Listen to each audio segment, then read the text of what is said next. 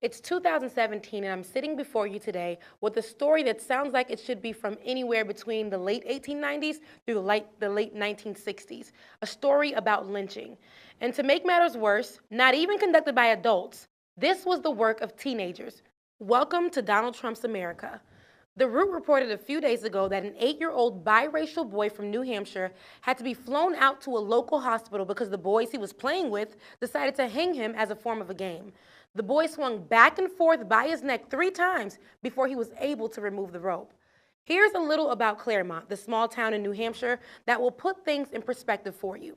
It has 13,000 residents and is 96% white, less than 1% African American, and less than 2% biracial, according to the 2010 census.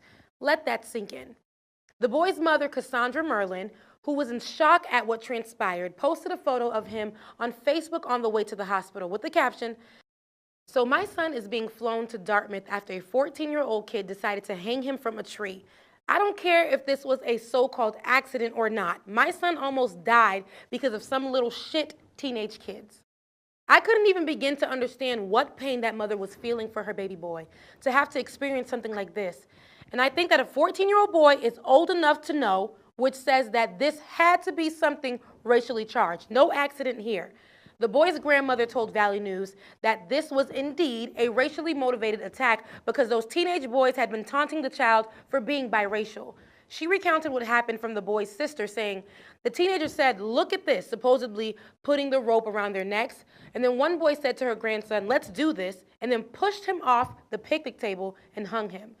And now, Claremont Police Chief Mark Chase, who's investigating the incident, seems to be defending the teen, saying, "Mistakes they make as a young child should not have to follow them for the rest of their life." This isn't a mistake. This isn't like they stole a piece of gum from the candy store. These grown kids attempted to kill a little boy. And God forbid that the boy lost his life. Would the police chief still be standing by his statement?